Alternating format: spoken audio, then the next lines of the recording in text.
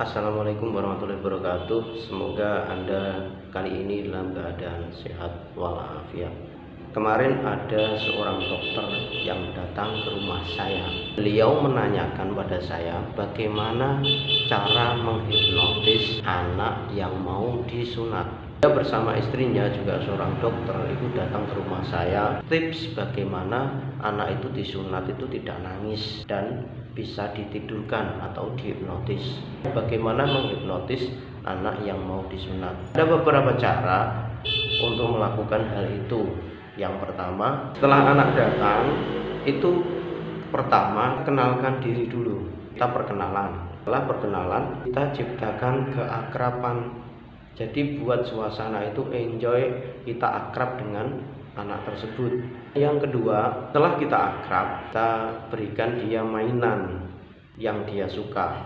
Ada metode dari teman saya itu setelah anak datang itu dia itu dirayu untuk bermain game HP, karena HP itu juga merupakan sebuah hipnotis secara sadar. Jadi psikologinya masuk ke dalam dunia HP yang merupakan bahwa sunatnya ini akan dilakukan proses dan tidak sakit.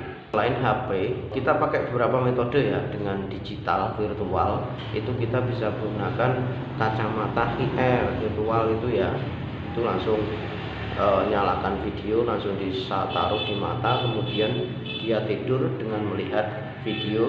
Setelah dia bangun, sunat sudah selesai. Bisa menggunakan play video di HP langsung, secara langsung lihat video, atau bermain game secara langsung. Pengennya main apa, suka game apa di HP, atau HP-nya dibawa sekalian dibuat mainan, atau dikasih video pakai QR.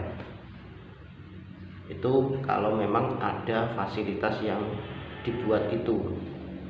Kemudian kalau memang itu tidak ada HP, tidak ada kita lakukan sebuah hipnotis. Saat mau disunat, kita masukkan ke dalam ruang praktek. Setelah masuk ke dalam ruang praktek, ada beberapa cara untuk menghipnotis anak. Ada yang sadar secara terbuka, mata terbuka dan tidur. Yakinkan bahwa anak tersebut itu bahwa sunat ini tidak sakit. Kalau kamu pengen sunat kamu tidak sakit, ikuti saya dan nurut, nanti tidak akan terasa apapun. Setelah masuk ke dalam ruang praktek, kemudian kita lakukan hipnotis. Jadi lemaskan seluruh anggota badan. Kita harus bicara pada anak itu dengan bahasa yang pahami oleh dia, dan kita harus pandai mengidentifikasi karena tipe anak itu berbeda. Ada tipe anak yang dikasih game, dikasih video, suruh nonton pakai kacamata video itu manut. Beda lagi, kita juga harus beda tips, beda. Setelah masuk di dalam ruangan, kita lakukan relaksasi. Kita lakukan relaksasi, rileks, lemes, nyaman. Ikuti saya deh. Kemudian setelah kamu rasa nyaman, kamu pengen tidur deh. Sekarang kamu jalan-jalan dengan cara membayangkan sesuatu. Jalan-jalan, oke, sampai habis pergi sekolah, pulang sekolah, kemudian kamu capek. Setelah capek, kamu pengen tidur. Sekarang tidur yang nyenyak deh. Nanti kamu akan nyaman dan enak. Ikuti hanya aba-aba saya, hanya dengarkan saya, jangan dengarkan yang lain. Tidur yang nyenyak, senyenyak-nyenyaknya. Oke, tuh. Kemudian kita bisa lakukan hipnotis tips induksi. Jadi induksi kita melihat suatu target, kemudian di atas kepala, coba pandang itu, titik itu dipandang. Dan sekarang kamu merasa lemas dan rileks semuanya, dan kamu merasa kantuk, dan kamu ingin tertidur, dan kamu tidurkan. Bayangkan kamu berada di suatu tempat yang nyaman, senyaman mungkin, dan kamu tiduran di bawah pohon yang enak. Tuh, tidur. Jadi kita lakukan sebuah hipnotis itu. Kemudian kita lakukan proses sunat. Ya, kita lakukan proses sunat. Setelah proses sunat, kita bangunkan perlahan-lahan. Ayo adik, kalau ingin cepat sembuh, adik harus minum obat ini. Oke ya, ada beberapa cara tadi. Yang pertama, kita kenal dulu, jangan menciptakan ketakutan. Yang kedua, kita berikan sesuatu yang diinginkan anak itu. Kalau dia suka game atau suka apa, kalau dia sudah tidak takut datang, sudah tidak takut, kita kasih game, kita kasih QR kacamata itu yang ada videonya di play. Kemudian ada yang langsung kita lobby, kita masukkan ke dalam ruang praktek. Pertama, kita kenal dulu. Yang kedua, identifikasi kesukaan dia.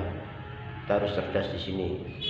Setelah semua teridentifikasi, ini anak ini dihipnotis pakai apa. Kalau memang dikasih game, dikasih kacamata, dikasih QR, di play YouTube atau dan lain-lain, itu sudah selesai, oke, cukup. Kemudian kalau ini tidak dilakukan, hipnotis secara sadar ini dilakukan, karena main game itu juga termasuk hipnotis.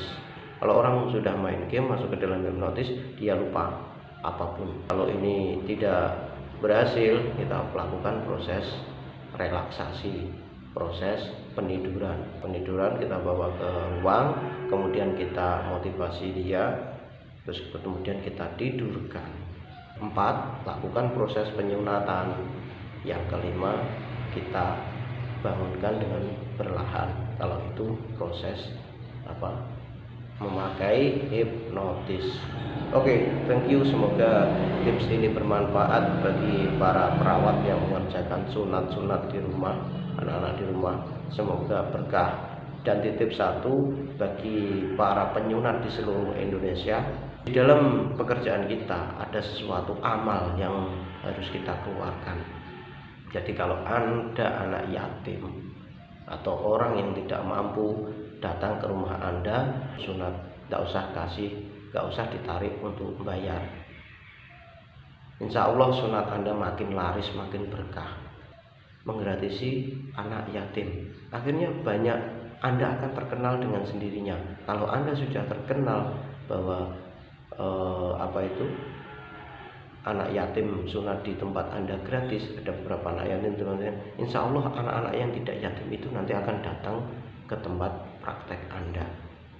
Jadi kita tolong semua anak yatim di seluruh dunia.